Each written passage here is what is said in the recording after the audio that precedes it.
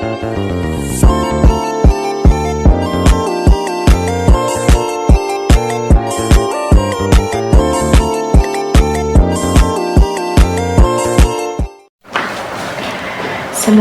warahmatullahi wabarakatuh. Perkenalkan, nama saya Vina Febro Kusmeni dengan NIM akhiran 060. Di sini saya akan mempresentasikan tentang peran dan prospek pendidikan bahasa Jepang sebagai bahasa asing di Indonesia. Pendidikan bahasa Jepang telah mengalami perkembangan yang signifikan akhir-akhir ini. Bahasa Jepang juga disebut sebagai bahasa yang populer. Bahasa Jepang tidak hanya dipelajari oleh pelajar saja, tetapi juga profesional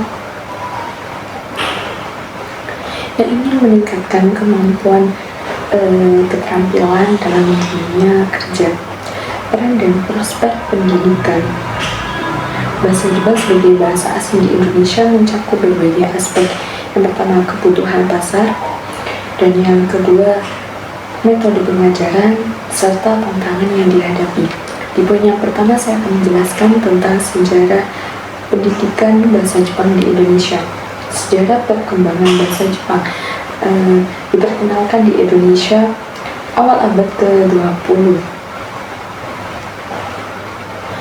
Bahasa ini meningkat seiring dengan pertumbuhan hubungan ekonomi dan budaya antara negara Indonesia dan negara Jepang. Di poin yang kedua, popularitas bahasa Jepang di Indonesia dipicu berbagai faktor. Terdapat 4 faktor. Yang pertama, budaya pop seperti film, anime, dan musik Jepang. Dan yang kedua, kesempatan kerja. Dan yang ketiga, pertukaran budaya. Ini maksud adalah seperti pertukaran pelajar. Dan yang kedua, peran pendidikan bahasa Jepang. Terdapat 3 peran. Yang pertama, meningkatkan keterampilan komunikasi. Dengan menguasai bahasa Jepang, siswa dapat berinteraksi dengan penutur asli dan memahami budaya bahasa Jepang secara mendalam. Dan yang kedua, mendorong pemahaman budaya.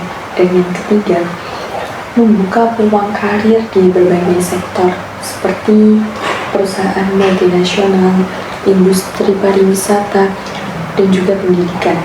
Dan di poin yang ketiga, metode pengajaran bahasa Jepang. Terdapat 3 metode. Yang pertama, pendekatan komunikatif. Siswa diajak untuk berdiskusi, berdebat, dan berinteraksi dalam bahasa Jepang. Yang kedua, penggunaan teknologi, penggunaan aplikasi video dan platform online untuk belajar yang lebih interaktif dan menyenangkan. Dan yang ketiga, pembelajaran berbasis proyek, misalnya melakukan proyek penelitian tentang budaya Jepang. Dan yang keempat, tantangan dalam pendidikan bahasa Jepang. Terdapat 3, yaitu keterbatasan sumber daya seperti buku teks, materi ajar, dan juga kualitas guru. Banyak sekolah yang belum memiliki fasilitas yang memadai. Dan yang kedua, persepsi masyarakat. Terdapat persepsi bahwa bahasa Inggris ini lebih penting daripada bahasa Jepang. Dan yang ketiga, kualitas pengajaran. Dan yang poin kelima, prospek pendidikan bahasa Jepang di Indonesia. Terdapat 3. Yang pertama, permintaan pasar yang tinggi. Dan yang kedua, kerjasama internasional dalam berbagai bidang seperti pendidikan, teknologi, dan industri. Dan yang ketiga, pengembangan.